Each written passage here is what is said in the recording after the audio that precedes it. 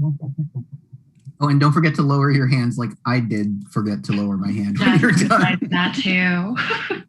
Just be like... Same button. Ladies and gentlemen, welcome to Wizard World's Rick and Morty panel. We've got a fantastic lineup of professionals, and we're going to discuss all things Rick and Morty. My name is Dr. Billy San Juan. I am a therapist, writer, and raconteur, and I'd like to introduce you to our panelists. Let's start with Ashley. Hello, everyone. My name is Ashley Myhre. I'm a licensed marriage and family therapist and a clinical sexologist specializing in trauma, gender, relationships, and most things nerdy and geeky. I'm also an author, blogger, consultant, many other things. If you want to know more, you can find me on my website, powpsychotherapy.com. Very nice. Welcome, Ashley. Thank you. Scott, come on down. Hey, everybody. I'm Dr. Scott Jordan, a.k.a. Zombie Scotty, cognitive psychologist, philosopher from Illinois State University. Very glad to be here. And we're glad to have you. Thank you so much. Harpreet. Hi, everyone. I am a registered psychologist currently practicing in Laguna Hills. I also do some speaking and writing and love being a nerd, love being on these panels. I am also the diversity chair for the Los Angeles County Psych Association, and you can find me at Dr. Malla Psych on Instagram. Be sure to check her Instagram out. Yoni, come on down. Hi, I'm Dr. Yoni Sobin. I'm a clinical psychologist. I practice in New York. I specialize in treating OCD and other anxiety disorders. I also specialize in body-focused repetitive disorders like tics and Tourette's and skin picking and things like that. On my downtime, I love building Lego, and thank you for having me. Thank you. Thank you for being here. Marty, how about you? Hi, I'm Dr. Marty Lloyd. I'm a forensic psychologist practicing in Minnesota. I've also contributed to a number of the volumes in the series on psychology and pop culture that many of these fine people, and also Billy, have contributed to. I am a terrible person. You're not wrong. And just get the obvious out of the way first.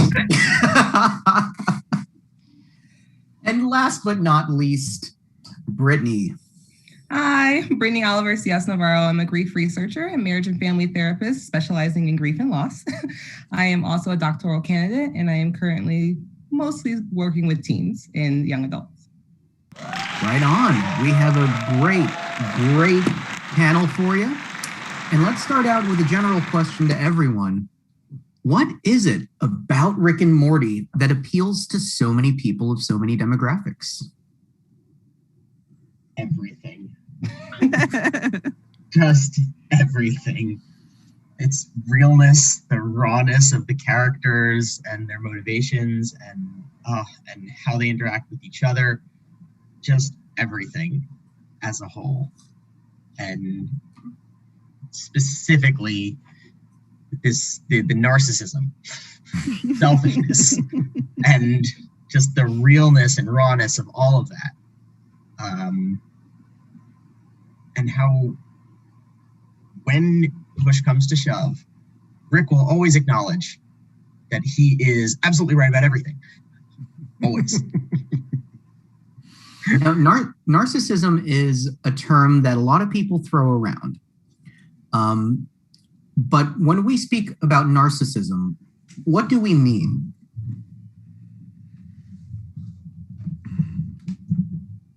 Oh, won't come back to me? To anyone narcissistic enough to answer the question. I knew it was a test. No, I think that the thing that distinguishes narcissism pathologically is an unwillingness to say, I don't know. And that's something that Rick very, very often does not. We don't hear him say it seriously as though like, well, we don't know. Let's move on from there. So I think that the most of the characters in the show will be like, I don't know what's going on right now. This is absolutely crazy, but we're just going to roll with it because we got to protect the family. And that's what Rick and Morty is really about. At the end of the day is, family and staying together through tough times and hard times. And we see that through a lot of the different characters' relationships. Yeah, those family relationships are fantastic, and they really explore some stuff that we really don't often hear explored that thoroughly in public media.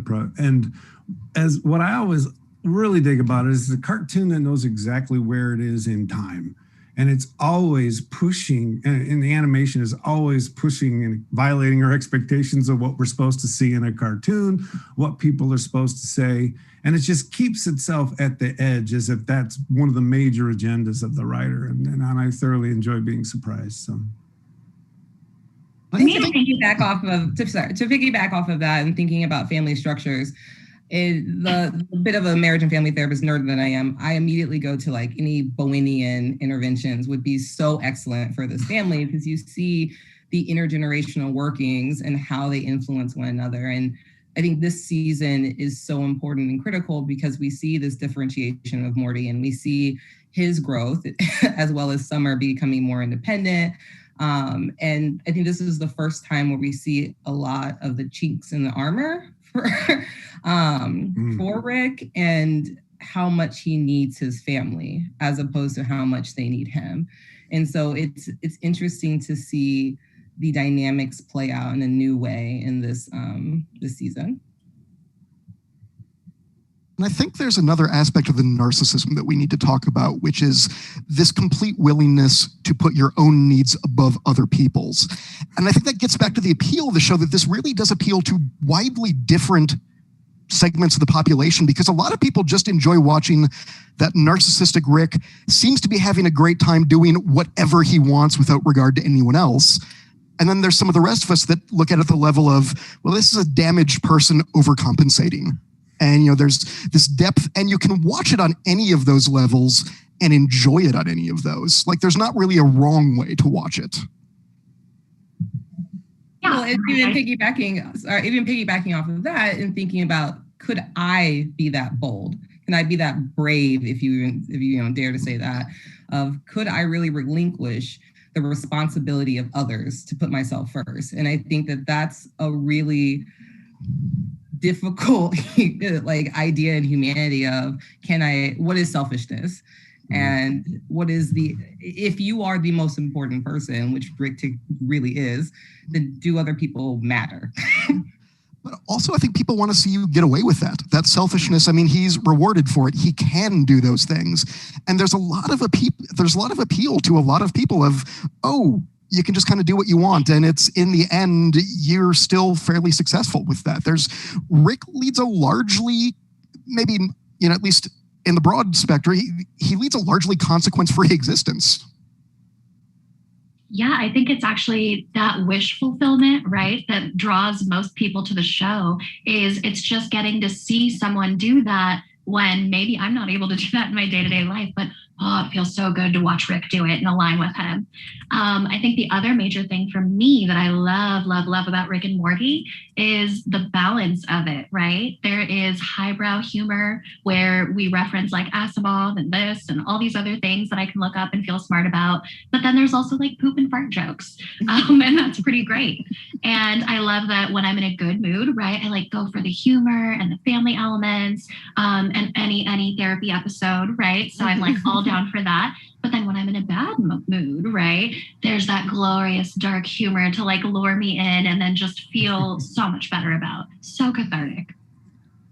That's exactly right. And that's how I feel as well. The pain is relatable. Pain is universally relatable, and we get a lot of that in the show. I think it's fascinating that, when we talk about narcissism, a lot of times narcissism is a defense to hide that pain, to hide those self-perceived weaknesses. And what are your guys' thoughts on the dichotomy that we see in Rick specifically, where he has godlike powers, but then we get little snippets of him crying and being alone and experiencing that pain when no one else is around? Certainly, I think research backs up what you're saying, because there do seem to be these two distinct groups of narcissists, secure and insecure narcissists, the secure who really believe everything they're saying, and the insecure where it is that defense mechanism. And I think in Rick, it is more the latter. I mean, because even though he is probably the smartest person in the universe. We've seen nothing to contradict that yet. It's masking a lot of pain. You know, he really, I think in the episode with the two Beths, we really saw that, where he's like, wow, I'm really a crap father, aren't I? Well, and wubba lubba dub dub. I mean, I'm in great pain. Please help me. Right. Well, that's then part of what they get as writers is by just making him almost feel like he's too far gone and just keep recursing into this darkness. That tenacity forces everybody else to move in their life, right? It forces Morty to change. It forces the family to change. And so it's this constant force that everybody else kind of changes out of. And I think the writers keep it that way because, well, he's fun to listen to. Well, if you're going to write the most powerful man and most brilliant man in the universe. So go ahead. No, I liked your comment about Rick living a consequence-free life, because there's this great episode in season 4 when he creates a machine for Morty because he's complaining that Rick can't make it. So Rick gets really mad at him and makes it. And it's a one-time machine where he can stop time, go and try something. If it doesn't work, he goes back to that time, etc. Anyway, it's a beautiful love story that has tragic consequences I won't go into. But Morty comes back and says, oh, I know there was a lesson for me you built into that. And Rick said, what was that? He goes, well, we are our consequences. And I thought, wow, that is really cool. They wrote a script where they could say that to people. But then Rick is like, no, man, don't ever make fun of me again. so I love the way the writers set it up. So they get to throw that hefty humanism out there. They get to throw a little philosophy out there and no, Rick's not going there. I just love the way they create the stories that let them do that. One of the biggest things for narcissists, right, if that's what we're talking about, secure or insecure, is ego death. And ego death, right, is that shiny thing that you think you are being knocked off the pedestal and ripped down. And this show does that so well in so many episodes. I'm thinking of the spa one where he and Rick kind of go to the spa and then they like remove all their toxicity, right? And then I'm thinking also of, I don't know how spoilery we're getting on here, but season 5, episode 2, every single bit of that, right? It's like essentially a self-contained episode where you just keep dying, and does it even matter, right? Because that's kind of what life feels like sometimes, is you keep climbing up this mountain and then you keep trying and then something goes wrong and then you like try again and try again and try again. But I just love the repetitiveness of ego death and how they make it through that every time. Well, thinking about death in general, because that's where my brain naturally goes to, I think about how he is so far removed from these relationships of his immediate family, but we don't ever really see his timelines with his wife. And so it seems to be some of this narcissism is based off of this massive loss. I mean, this is what really propelled him into evolving into, I don't want to say like evil Rick by any means, because he's not evil, but really propelled more of the dark humor of him. And so I'm curious if there will ever be some sort of experience in which she returns, or if he's even powerful enough to get her back in some way. And his true love, the Szechuan sauce.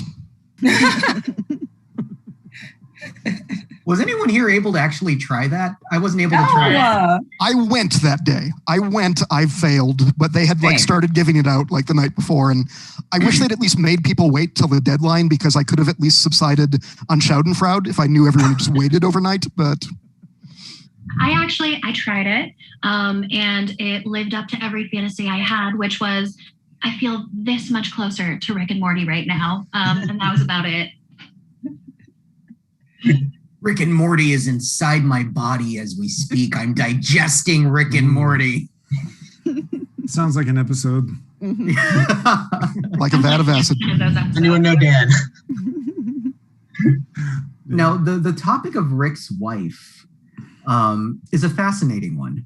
You know, it's the one mystery in the show. We don't really know what happened, but we have enough hints to where we believe it was when he felt his most weakest and vulnerable. So as as people in the mental health field and in the psychological field, how does that play into not only Rick, but his dynamics with his family? I wonder if maybe as the patriarch, right, that vulnerability feels inappropriate for him. Sort of like, oh, well, this horrible thing happened, but like, I'm fine. I'm still like king of the universe, right? No big deal. And so constantly this like false bravado that he feels like he needs to maintain. I'm not exactly sure for who, right? But I think that definitely is the motivating or the underlying factor. And we see this like little glimpse of, you see a baby glimpse, not a huge spoiler, of his wife. And then there's just this line, right? And it could be profound. It could be she's finally here. It could be this is her moment. And instead it's just this, oh, you did this canonical thing now, here, in this moment of the show. And he's almost like frustrated by it. And then we just move right on. And that's all we get. That's oftentimes like how people sometimes divulge information in therapy sessions. Sometimes like you get a little bit of a hint here or a little bit of a hint there. And so like that's a big part of building any sort of healthy relationship, is understanding how to navigate through that vulnerability, the things that make us family. Sometimes at the end of the day, as painful as those experiences might be, the loss of a loved one, or anything terrible that really happens. And I think that it highlights the difference of how we express grief and loss throughout our lifetime, because we don't ever have Beth say, like, I miss my mom, or how her relationship was. And we don't really see him address it. And we get to decide as a viewer if this is healthy coping or maladaptive coping, which is very biased anyway, because we're only perceiving it from our subjective experiences and beliefs about what grief and loss should look like. But I think it even complicates someone more. And I don't want to equate it in the same way, but as somebody who is in maybe like a soldier, or a superhero, or someone in a very powerful role of saying, I have to move on. I have to be resilient. I have to make sure that these vulnerabilities are hidden because it is only weakness. And so I think, again, this points to this Western world or idea or ideology of what grief should look like and what role it should play. I think too, I wonder about, we talked about, he lives a relatively consequence-free life, but here having this relationship with his wife created Beth. I mean, is there a bigger consequence than having a child? And how much, Morty and Summer and even Jerry in the mix, and this is his family, Yeah, and then having this, having the powers that he has, the abilities that he has, and he wasn't able to keep his wife around despite the fact he claims he can do anything. Mm-hmm. From my sense of the series, we see him drinking all the time, so much more in the first few years than we do now. I don't know why they made that change. That could be a slow burn sign of healing. I'm not sure. But the idea of I can do anything and I'm going to stay drunk all the time because I couldn't save the one person, even though that seemed a motivation that was pretty straightforward. Yeah. I think we also can't ignore the possibility, because we've talked about Rick as a narcissist, that if he is a true narcissist, it may not be about grief or anything like that, simply that he views family members as an extension of himself. And therefore, any wound to them is a wound to him. So he protects them for that reason. And also, again, the selfishness. I mean, we've seen from like the Council of Ricks and whatnot, there is a purpose that Morty serves. Mm-hmm. It actually has a protective value for Rick in a literal sense. So, I mean, there's that Morty prevents him from being detected in some way. So, absolutely. I think Morty is the last little bit of like softness and vulnerability that he couldn't get rid of, right? So, okay, wife is gone and like, that's fine. We're handling this, and Beth is an adult and whatever, and her husband's an idiot. And yeah, everyone has their kind of like crappy place. But then there's also Morty, right? And he's the one person who, like, no matter how hard Rick tries to say he doesn't care about him, there's all these moments like, damn it, and then like running back into the fire to save him. Absolutely. I want to touch on a point, because I think this will be a fun discussion. Marty had mentioned that if we're talking about narcissism and Rick viewing his family as an extension of himself, we have got Jerry, Beth, Morty, and Summer. what do each of those characters represent within Rick? I don't know that Jerry fits that pattern because Jerry's not a genetic relation. I mean, unless they want to go a wild twist there, which I wouldn't put the show above the show. But I don't, I think Rick really protects Jerry to the extent that he does, so he doesn't have to take any crap from Beth, and that's about it. I don't think he feels the same degree of protectiveness to Jerry that he does to the rest of them. I don't know that it's protectiveness, but I feel like it's Rick's. I'm thinking in Fight Club terms, but I am Jax. I am Rick's like hatred of society, right? It's his refusal to kind of bend to why should anything be mundane? Why should I be humble? Why should I be any of these things? And so I think it's a vessel for all of his rejection of societal norms. Well, and I think Jerry definitely represents vulnerability in most of the ways. And so if Rick is rejecting vulnerability, I mean, is it surprising that he's also rejecting Jerry most of the time? Mm-hmm. So Summer is definitely his warrior side. She has got a warrior streak like no other.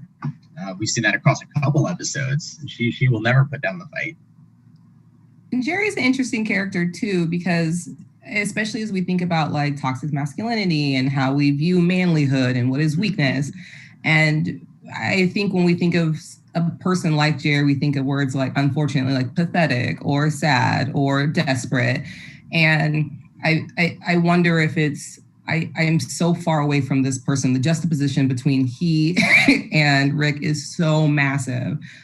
This is what I feel like a domineering man, quote unquote, man should look like versus this weak one. I think that dynamic will continue to play out because we see Jerry have some strength and some wins, but then for the most part, he kind of, even in the last episode, he's still cowering in the closet and showing that, this is the version of manliness that you don't want to be. Yeah, I think Summer's violent or aggressiveness is something that sort of emerged out of this bizarre context she's living in, where Brittani, you mentioned toxic masculinity, and at the same time that seems to just continue to win out in this context. And so as a growing younger person, she's experimenting with all these different things that she sees going on, and again, it's this idea that Rick's who he is, and everybody else kind of plays, invents themselves around that. And it's very cool.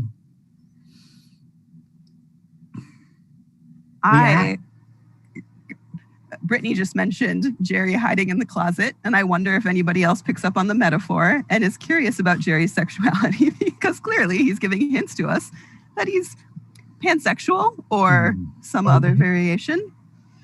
It's more than hints. It's kind of times of like, will I fall in love with Mr. Nimitz? Almost happened, right? Yeah. And I like that they were like, we're a sex positive couple. We watch porn together, and so it's even more of a conversation about, again, what is masculinity, what is manlyhood, is exploration safe for this type of person, and if it were Rick who was exploring, would that look different too? Mm-hmm. And I am not quite sure. Like if Rick had those type of one-liners, would we think less of him as a man? Mm. Well, Jerry's point is, I saw you F a planet, Rick. So like what? There was a planet involved, right? Yeah. No, I do like the way that episode 1, this fifth season, they were a sexually positive couple. What I like about that is that for some people that word may not be in their life. That way of thinking about getting older may not be in their life. And suddenly, because of this cartoon, it's in their life. And they've been doing 4 seasons of this couple struggling to the point where now that's how we experience them when we see them. So they're trying now and it's working. Damn, that's cool, right? I mean, and we experience it in a lived way versus that sort of cognitive way. And you have it was so fun to watch them in the Mr. Nimbus episode. It was delightful. And what a great representation of marriage and relationships, not even just marriage, there are peaks and valleys. So there are times where you support your partner and you're willing to open up and you like them. And then there are times where Beth is very openly shaming him, and you see these ebbs and flows of their relationships, of him getting out and living on his own for a little while, of them deciding if they're going to get separated or divorced, if Beth leaves, literally, if she leaves the relationship and leaves the family. You see like them going to therapy and trying to integrate some of the therapeutic tools that they've been given. And so it's a really good example of, I think a lot of sitcoms and shows and movies really try to show that couples are these like strong, wonderful people that have little dips instead of sometimes they are significant. And then modeling for the world that you can go to therapy and it can change your life. I mean, we just don't often see that played out this slowly over so long. And I'm thrilled that they're introducing these new frameworks into how we look at living an adult life, because it ain't easy, y'all. I'm glad you brought up therapy, because we will touch on an episode that behind the scenes we all wanted to talk about. The Pickle Rick episode. But before we do, we have a question from friend of the show, friend of Wizard World, Sam Collida. I know I'm messing that name up, which is bad because I know him in real life. He's a good friend, but maybe not anymore, man. I know, right? Not a good enough friend to know his name, but that's. I just call him Dr. Sam. Oh, there you go. Dr. Sam asks, do you think there is a difference between a consequence-free narrative and a consequence-free life in the context that Rick has multiple suicide attempts throughout the show, and he is codependent with Morty? And we just want to throw it out for the audience. We are going to be talking about some dark topics. So feel free to reach out to a professional if any of this triggers you, brings up any of those thoughts. Reach out to your local mental health and suicide hotline. So yes, talking about those, the narrative versus the possible reality in the show, multiple suicide attempts, and the codependence with Morty. So I'm going to tie this back to the Pickle Rick episode that we were just about to talk about before Dr. Sam Kolodesh rudely interrupted it. But yeah, so the thing that I'm thinking is the Pickle Rick episode, I think, captures that perfectly, right? I don't think he has a consequence-free life. I think he has a consequence-free narrative. And in my very personal opinion, that's kind of all he's got, right? It is the story and the meaning making that he constantly puts himself as the hero and the one who won and the one who got away with XYZ things.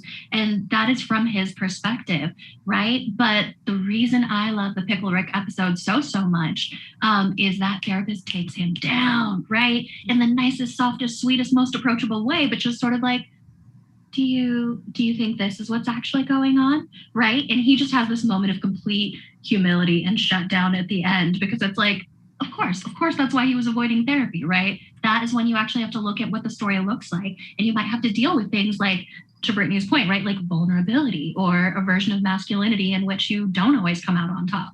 And how do you make sense of yourself in that way? And then when we see him, sorry, Marty. Then when we see him go back to therapy later on, and he's sitting in that office a second time, and planting all those lasers there, he tried to get out of that one and did not succeed. And I want to just kind of reference the earlier comment a bit to clarify. I think Rick is largely free of external consequences.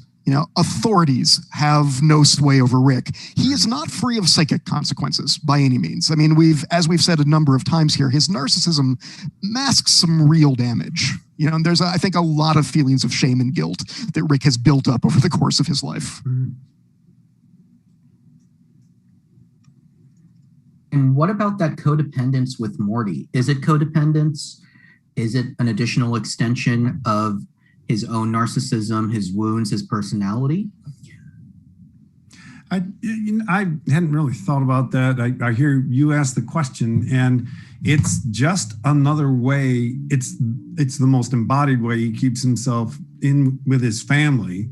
So he has this, I can be part of this family. This is how it's going to manifest itself. And he needs it more than anybody else that's involved. And it's a codependence. I'd say Rick's the one. Morty's just a growing kid, but Rick needs it quite a bit.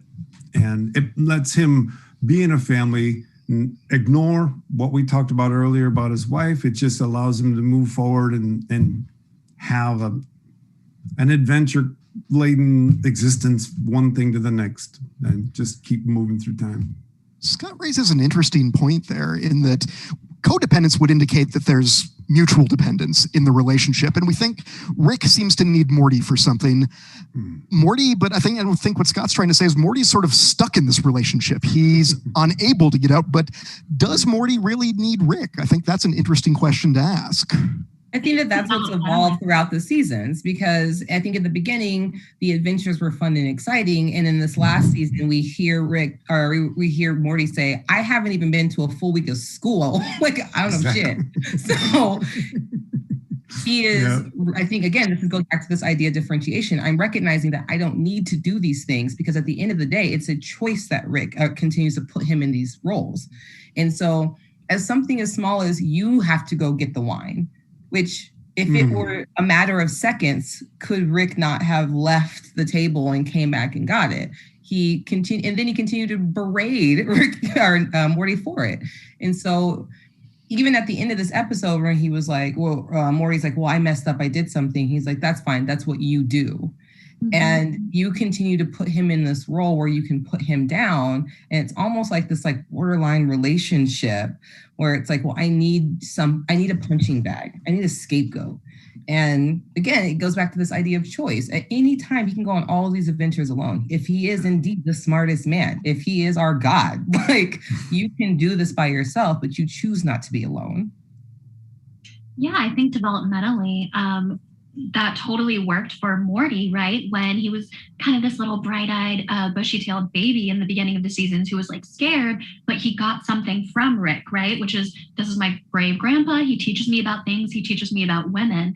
And I think as Morty is growing up, he's like, actually, you super don't have it figured out. And I think in the healthiest way, I love that someone else used the word differentiation, right? So differentiation is the thing that takes us from a normal, natural, healthy codependency that we have when we're younger, right? So as babies, we need our caregivers, we need our parents literally for survival. So codependency is essential. We've all done it. It's a very real thing. And then the thing that's supposed to happen is this differentiation of mom can be hungry and I don't have to be hungry at that same time. Or this person can be sleepy and I can kind of sleep at a different time, right? All these different things that kind of help us realize we can say the word no. That's why in the terrible twos and in the teenage years again, right? There's the sudden resurgence of no. It's like exciting to say no to everything. It's exciting to disagree because you go from codependency to exploring your individual self and then healthy interdependency, right? That's the goal, is consensual, mutual interdependency. Yeah, I think in future series, future years down the road, if they're going to try to make Rick grow, that would be the last season, and they would have Morty just leave him. And because Rick needs Morty not to change. That's the thing. Rick can be who he is as long as Morty doesn't change. It's just like other people who make mean comments about the way people look. They need that person to stay the same so that they can believe they are who they are. So, like in the fourth season, the vat of acid episode, that's the one where Morty comes out and says, "You're an idiot. That vat of acid was the stupidest plan in the world." And that leads to the whole, well, make me a time machine from there on. But I think we're starting to see Morty grow up. As you said, Happy, differentiate. And that's gonna cause Rick to destabilize. And I wouldn't be surprised if they bring the wife sort of issue in at the same time, because he needs Morty to be a teenage boy. So speaking about codependency, what about the fans of Rick and Morty and then the show Rick and Morty? Because Scott, you said something really triggering for me just now, which is the last season of Rick and Morty.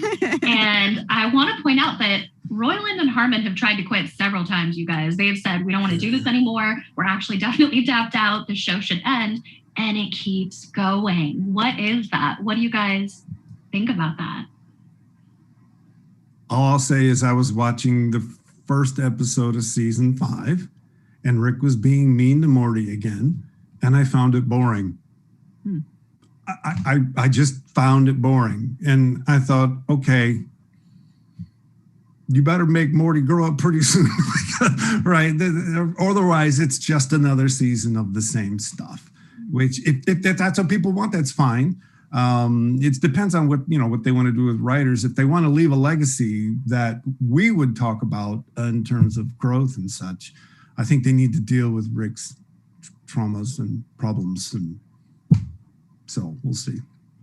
That's my codependency on the series. Your differentiation, maybe. Totally. We have I don't another need the show at all, man. I'm not codependent on the show at all. That's a joke. I'm sorry. I can leave the show anytime. Well, now that the comments, I'm sure, are blowing up regarding Scott's comments, we do have a question from, or actually a good segue, led in by Nerdy Dude 14. Thanks for tuning in. Thanks for being a fan of Wizard World. Nerdy Dude 14 mentions that Dan Harmon had mentioned Pickle Rick was supposed to be analogous to alcoholism, being, quote, pickled. So I know we touched on it a little bit. I think now's the time to get into it. The therapy episode. What do you guys think? How did you feel about the portrayal of therapy, especially in the media, where therapy is often portrayed as scandalous or not worth it, things like that? So from a therapist perspective, when a patient walks into my office, right, they're often talking about a dysfunction that they have in their life, something that isn't going well, that they need addressing. And in order to change any sort of already self-contained cycle that a person can't seem to maybe get themselves out of without the help of a professional, you have to be able to kind of identify a particular behavior, a particular way of intervening. And from a family systems perspective, that I don't often work with families, however, with the background knowledge of family systems perspective, it's about interacting with the family in the same manner that they're already currently interacting with. It's the most familiar to them, and they know how to respond to that already. And so what the therapist does in the Pickle Rick episode, for sure, she just jumps right on in there and matches everything that they're bringing to the room in a way that really just kind of puts everything right there in the open, and they're talking about the elephant in the room right away. I know, Harpreet, you work with some relational stuff, I think more than I do. So I would turn over to you for that. Well, I don't know if I have more to say on the relational piece, but I do on the pickled piece, which is, so alcoholism, right, and substances. See how I did that there? Just sharp left. But I think that totally is part of the episode, right? Or part of all of the seasons is in one way or another, like, sure, Scott, we took the alcohol away as much, but there's always avoidance, right? There's always a way of numbing and avoiding problems. And I think that's why that Pickle Rick episode was like so big. It was the one moment in which, despite his best efforts, he could not squirm away. He couldn't avoid, shut down, numb, or escape. Well, going as the resident MFT and talking about the systems perspective, I think it's also important to address that we have an understanding of what involuntary versus voluntary or mandated therapy is, because when they went into the episode, it was for Morty and Summer's behavior. And so although it was initially addressed to correct behavior, it then became a family therapy session. And so again, when we're going, if we were going to do like Bohemian therapy, we see these intergenerational expressions of what the problem is or what the symptoms are in the family. And we see so much of it stems from how we have relationships, or we as in like the family have our relationship and ideas of Rick and his power and how important he is. And we see Beth really, really, really, like really wanting to believe her dad in so many ways. And then we also see Morty and Summer, who are in a different generation, who are like, no, we can call a spade a spade. Like, it's anti-pickle serum. And you see them not listening to each other. And I think that that's another reason why intergenerational work is difficult, because we're all looking at it from our own unique perspective in our lives at the time. And so how I work with someone who is 18 is going to look very different than how I work with someone who is 35, because their worldview is going to be different based on the generation. And so I think the episode is important because she is, as the therapist, one, the tone is amazing. It finally isn't like this terrible, salacious, someone's hooking up with their therapist thing. It is honest, and it is transparent, and it is very, very to the point. It's not like, oh, let's just talk about fluff. It is, this is what I see. These are the symptoms that I am like talking about. Like, let's address them. And so I think it does a really good job reflecting on what therapy actually looks like, and how as people who are mandated to go are resistant in the beginning. I can be resistant at the beginning. No, that's brilliant. The brilliance of that episode is the therapist is the smartest person in the room, not Rick, the therapist. And we as an audience get to see what good therapy looks like. You're not going to solve your problem today, folks. I'm going to speak calmly and clearly, implying I expect to see you for a while, right? As we work through this consciously, deliberately together. And in the midst of all that calmness, you have Rick having one of the most visually intense episodes ever. And that contrast was just brilliant. I mean, I have to admit, I love the Pickle Rick stuff. I just love animation. And then I'm hearing this therapist, and I'm like, okay, just back up, watch this a few more times. This is a public service, right? They're teaching people what good therapy looks like. They're breaking stereotypes. And that's one of the reasons I'll go back to the show, because it's not just cool images. It's really smart. Well, and building on what Brittany said and Scott mentioned earlier about kind of craving this change, it really has me thinking about the idea of homeostasis and how much our systems just resist that, right? And so we get through this whole Pickle Rick episode, and they don't mention drinking, Rick's pickle, and then the end is they go to the bar, right? And so really just that kind of constant cycle, and how hard it is to break out of that. And Scott also mentioned that we see Rick drinking less and less over time. So one has to wonder if that episode did start a chain of events in which there has been real change, even if maybe some of it's been behind the scenes. And it's interesting, Bowenian therapy and cybernetics and all of those have been mentioned, and we'll save that discussion for our post show, because I don't know how familiar our audience is with that. But if you want to learn a little bit more about that, then we'll definitely be posting about that as well. We do have a question from Hearts Gamble, which I love that username, because the heart gambles with love. What do you think about the abstract nature of interdimensional cable episodes? I feel like it's the time when Rick and Morty connect the most. Do we think this fits into the overall family and series dynamic, or is it truly just random on purpose? My first thought is nobody exists on purpose. Nobody belongs anywhere. Everybody's going to die. Come watch TV, which is what Morty says to Summer. You know, I mean, like, I think Rick's vibe overall is like when things are good. And I think maybe Dan Harmon even said this somewhere at one point, when things are going well, you can find meaning really easily in life. And to Rick, like, he recognizes the good's not going to last. This is all an illusion. And so there's no real meaning to anything. So let's watch TV as the audience are doing with Rick and Morty.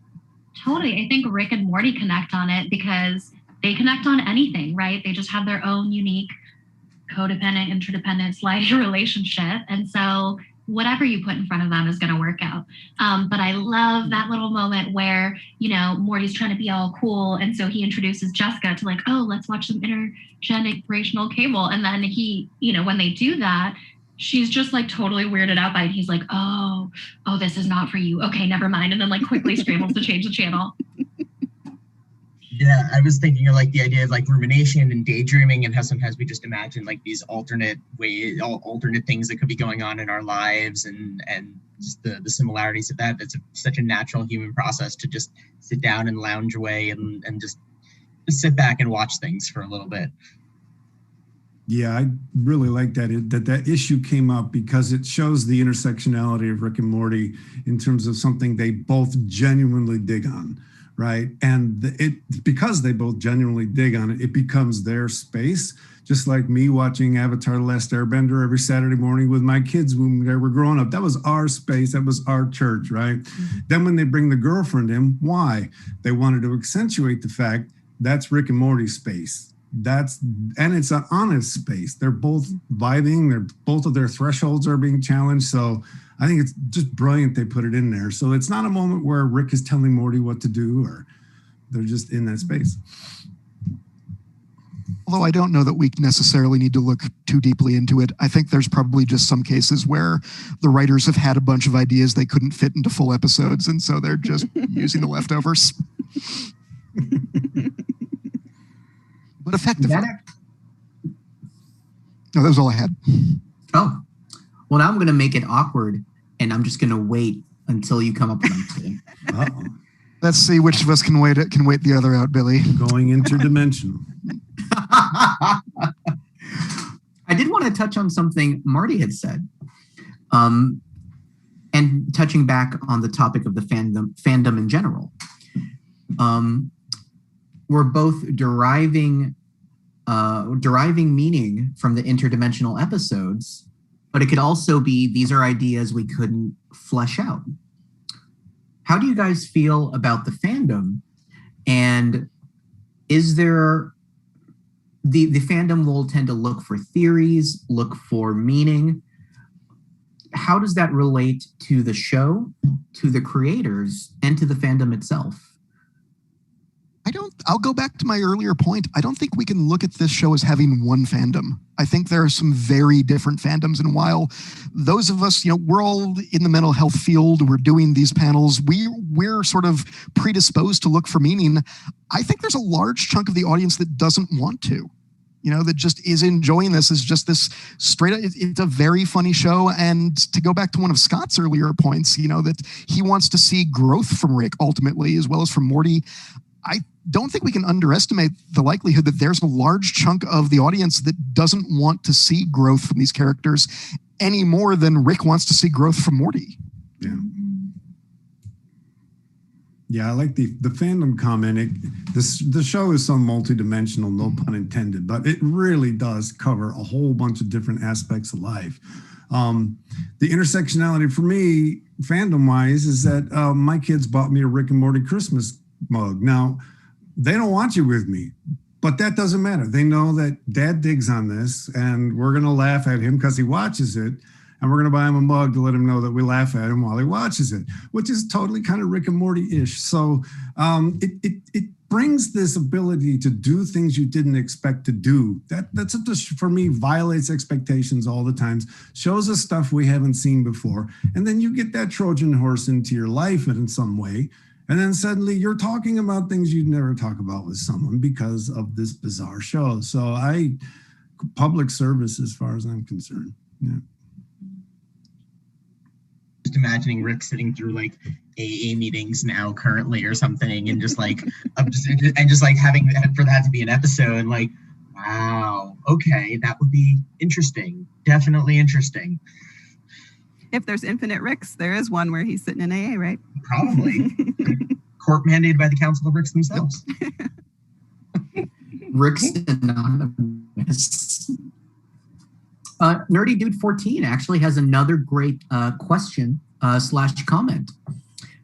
Summer and Morty are often compared by Rick, and we discussed those differences a little bit already.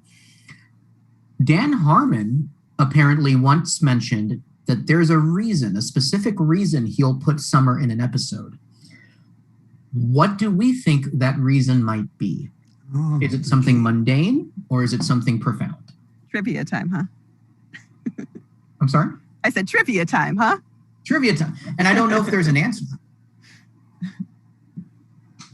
anytime you bring any character into a scene, it reorganizes the stakes. It reorganizes the identities that are played. It brings different things out of different characters. So that's a overly generalistic cop-out to say, I don't know why she comes in. But as a writer, that's what you do, right? You create new problems with new people. So I also don't know, but I'm going to guess anyway, which is I think Summer is the badass female who can actually also do it all, right? Like you give her a task and she is on it. And I think rather than Rick regularly choosing her, because again, ego and narcissism, he doesn't want someone as capable as him, right? He picks Morty for that. But then if he like really needs this other side thing done, that's when I think Summer kind of comes in and shows us that she might, if she cared enough, because like whatever, actually be as badass as Rick. I know it's a bold statement. I'm going to get a lot of don't at me. Well, there's something I think, I don't know if it necessarily gets to why they put her in a given scene, but I think if we look at the course of the series, Summer has shown the most directional growth. Mm-hmm. She's not the same character she was in season 1. Whereas you look at, we talked about change with like Jerry and Beth, but their change is almost more cyclical. I mean, they kind of keep coming back around, whereas Summer actually does show, progression, in a way that maybe Morty can't because Rick is a limiting factor on him. So that's, I think that might just be there to show us that growth is possible even with Rick in your life. I also wonder if Summer's one of those characters that's far enough that he can trust her. And so the relationship's not too tight. It's not Beth, because that's going to open an entirely different can of worms. And Morty is this person that he can kind of play, he can pawn if he wants. But Summer, she gets held responsible for important tasks. And so even in the most recent, where she has to go get this shell, while Morty has to go get wine, she has to do this very important task. And the same thing with Mind Blowers, right? She is in control of resetting literally his mind. And so the trust that he would have to have with her, because why didn't he task that to Beth? I don't know. And so is it different with Summer because he respects her in a different way? And again, like we think about these like familial roles of how important is it for a man in that sense to appreciate and care about the things that this young woman can do for him, and it not be something sensationalized or sexual or anything like that. It's like, no, I trust that you're responsible enough to do these things and that you're strong enough to do these things. That's one of the reasons I love doing these panels. I love having my way of thinking about these things changed, right? Listen to all you talk. Beth is going to have to answer for what Summer's character. And what I mean is Summer's been watching Beth pine for her dad's affection her whole life. And sort of signaling, this is something you want. This is something you really, really want to have in your life. And, seeing it that way and saying, oh, okay, well, this is a way for her to get Rick's approval, and she's extremely competent. And there's no non-toxic masculinity in the context. I don't want to say that fathers, I don't want to come into the father, but there's no real challenge to Rick in the context. And so this admiration kind of goes on unchallenged in her. I'm not sure that's why they put her on the scene, but it definitely creates this intergenerational.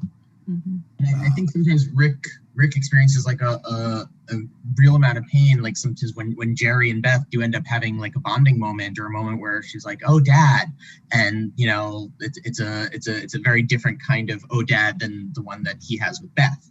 And I think that it definitely comes around full circle, and we see that for all it's worth, at the end of the day, Beth and Jerry have pretty solid relationship when it comes to being there for their kids. When Marty was talking about growth in characters, I really thought about the growth in, again, of course, I think Morty is having some growth now. And Rick glacially so. But what about the women in the show? I feel like the women grow so well and so fast. Like Summer's escalation into becoming competent, confident, capable in her own stuff. Obviously Beth with couples. But what about Jessica, you guys? She just experienced the most glorious revolution, and I was so proud. Object no. I'm a time god. Yeah, she's not an object anymore, and I just love that so much. It was interesting because she went from, I'm so glad you brought that up. She went from an object of affection and a goal, a trophy for Marty, or Morty. Morty. Not Marty, but Morty. We'll talk later, Billy. Transference. Into a character of her own right. And do you think other characters will experience that transformation? How fully fleshed out will this series go? And that actually ties into a question from QED Astoria. Back to the ending of the series, I felt the same way that you could tell Trey Parker and Matt Stone were over it with South Park.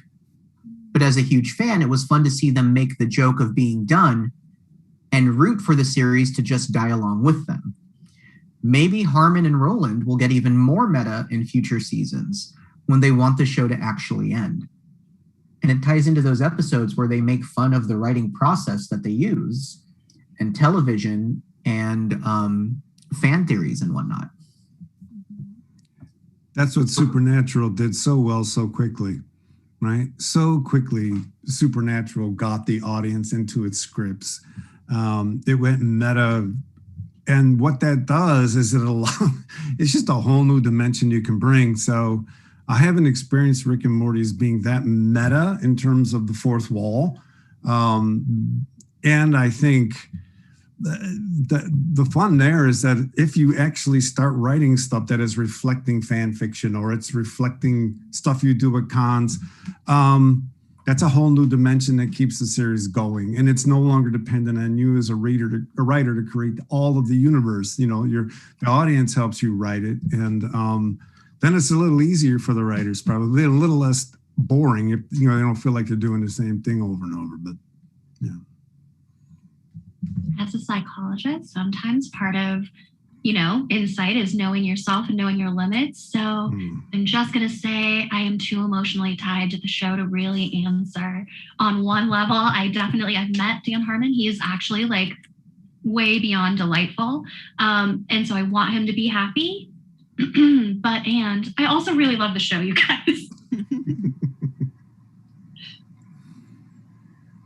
Right on. So before we begin wrapping up, anyone else have any thoughts about anything that we touched on that you wanted to explore a little bit more for our audience? I think just for me, I think it's important to highlight how much of the socio-political climate has been integrated into the show. And so they talk, especially and specifically for this season, they talk about police brutality. They have some dark jokes about like politicians, and you know, you see the president at the time was like, well, did they vote for me? Like, or talking about just these types of things. It's so interesting to see there be a new interest, and I think a push, especially for a younger audience, of being sociopolitically like intelligent and aware, right? And they have conversations about climate change, and so I thought that was really cool because, again, as Scott said, I think earlier, kind of full circle, it's really evident that they make the times relevant in the show, because we are having these very, very important socio-political conversations in the world today. Mic drop.